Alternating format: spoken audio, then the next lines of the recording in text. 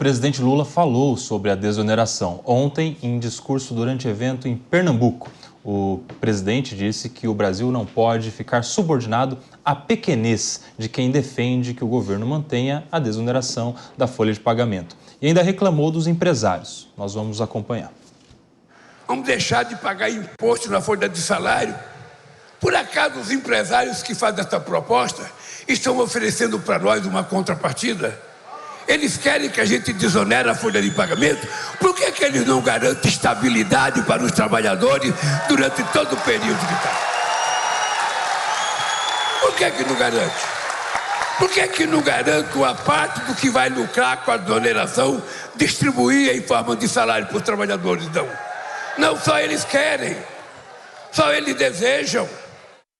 Zone, tá aí, o presidente Lula está reclamando dos empresários, está falando que essa questão é uma pequenez, está querendo uma contrapartida do empresariado em relação à desoneração. Mas a gente já não tem essa contrapartida?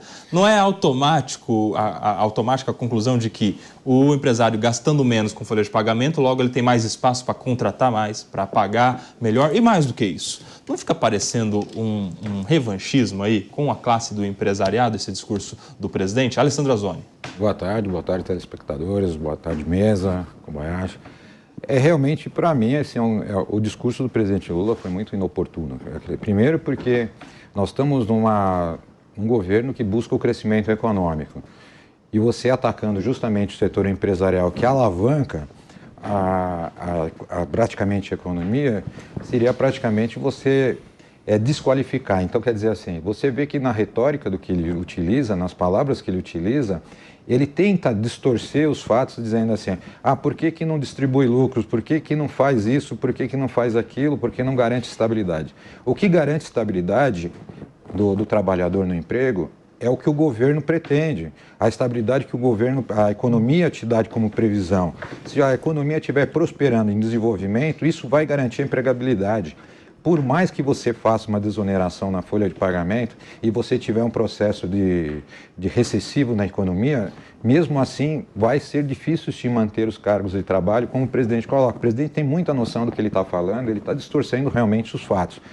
Foi, inclusive, a questão da pedido da inclusão da MP, para mim, foi um erro, e vai ser uma derrota muito feia para o governo nesse sentido, porque ela vai ser recusada. E outra, você colocar aqui as empresas, só para vocês entenderem, hoje você tem até 4,5% da receita bruta das empresas para fazer o recolhimento. Então, não é que você deixa de pagar imposto, não é que eu tirei os 20%, as empresas não pagam mais absolutamente nada pela folha de pagamento.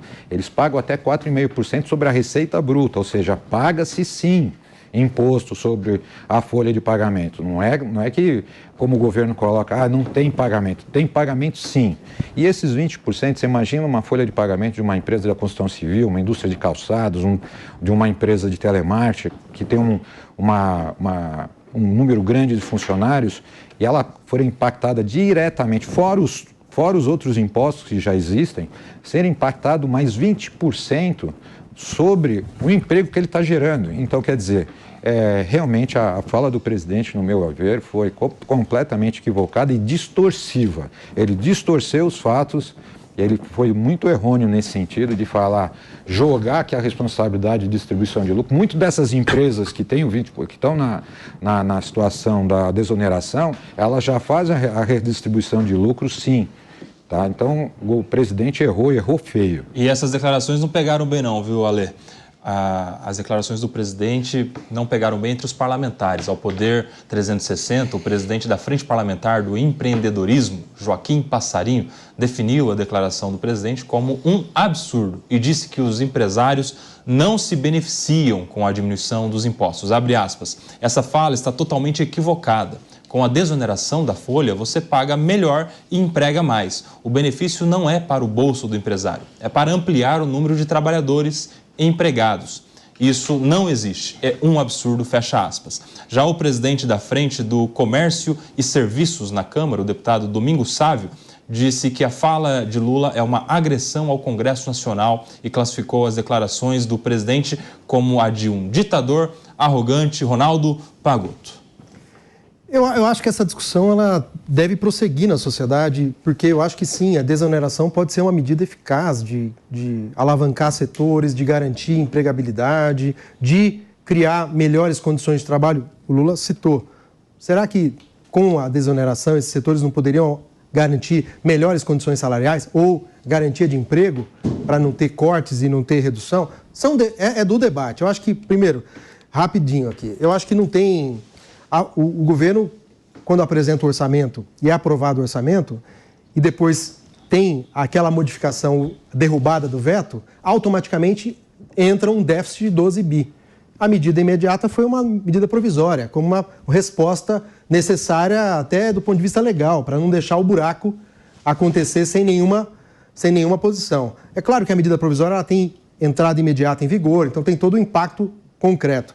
Agora, se o governo fizer esse movimento de retirada, eu acho que o debate tem que ser quais são as contrapartidas que os setores empresariais vão garantir diante da desoneração. E mais, quais são os setores estratégicos que na crise que nós estamos vivendo no Brasil precisam de desoneração, quais são os setores que talvez não precisem tanto. Eu acho que esse é o debate do interesse público, do interesse nacional que deve ser feito nesse período. Eu acho que não tem... Eu acho que, claro, tem frentes que estão representando os empresários, estão representando os setores. É normal que eles tenham posição contrária, queiram meramente a reedição do que estava, mas eu acho que o nosso interesse é fazer um debate amplo sobre quais setores precisam ter desoneração e quais são as contrapartidas que eles vão assegurar com métodos transparentes, o que não era garantido no modelo anterior. Então, acho que aí, independente da forma, se foi por aqui, por ali, do tempo, isso são questões menores, me parece, com todo respeito.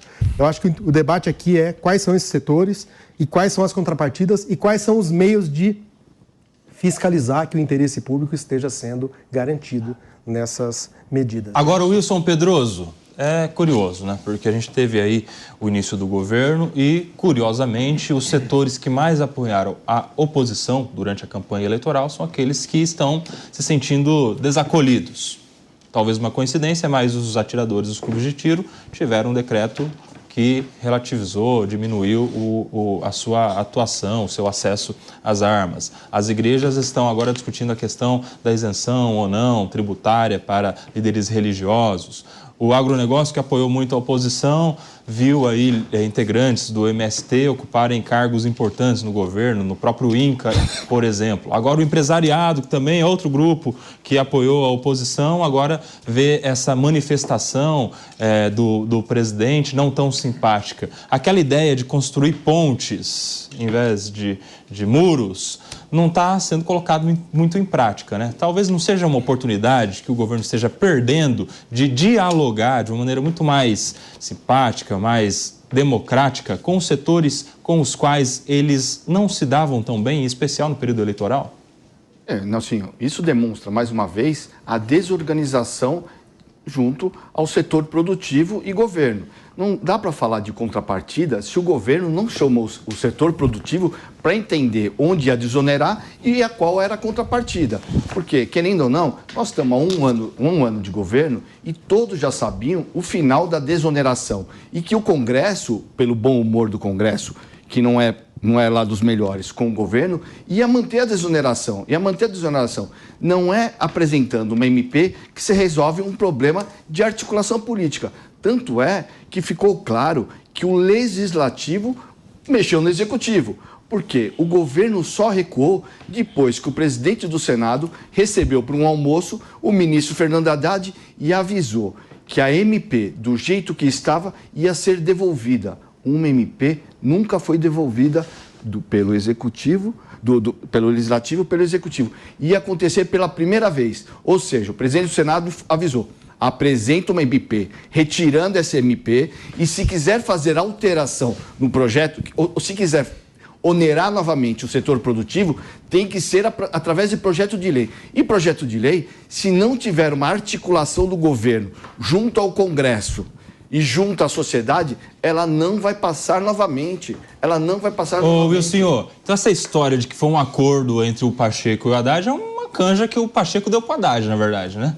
Ele chamou, fala assim: eu vou devolver, você quer resolver antes? Foi assim, né? Fala assim: olha, vai acontecer isso, vai ficar pior a situação para o governo de demonstrar que o governo não tem maioria na Câmara, não tem maioria no Senado, tem um Congresso muito desfavorável, mesmo tendo uma base, tem um Congresso desfavorável, E com um Congresso desfavorável, você não apresenta uma MP, porque a MP foi apresentada no apagar das luzes, peitando o Congresso. Quando se fala, o governo fala em pequenez, não é do empresariado. Não foi o empresariado que derrubou o veto do presidente Lula. Foi o Congresso. Por isso essa reação dos deputados junto à fala do presidente Lula. O presidente Lula tem sensibilidade, mas está errando no caminho dessa questão da desoneração, porque vai atingir novamente as pessoas que mais precisam. Alessandro, pediu? Pedi. Só adicionando mais um tema na fala, o que me muito estranha sendo o Partido dos Trabalhadores, que preza pela qualidade dos trabalhadores, está onerando o setor dos trabalhadores praticamente, né? Que é justamente a questão da folha de pagamento na geração de emprego. E ainda na retórica, que nós vamos ver mais para frente, o presidente Lula fala que o grande incentivador de emprego vai ser o governo. Então, se você tem a parte empresarial, que é o grande alavancador da economia, e você onera, justamente, para mim, só mostra uma coisa. Primeiro, concordo, desarticulação política total. Esse colocar à noite, foi uma coisa absurda, porque foi derrubado o veto, no dia seguinte já foi colocado. Então, quer dizer assim, eu como congressista, eu ficaria completamente ofendido na minha posição. Se nós já criticávamos aqui, todos nós criticávamos a questão da intervenção do STF em algumas questões legislativas, você imagina quando o legislativo legisla, aprova uma lei da desoneração e automaticamente é vetado, depois de derrubado o veto, e automaticamente o governo vai lá como se fosse um ato impositivo colocar uma medida provisória. Então, realmente, eu acho que foi uma ação assim completamente errônea do governo.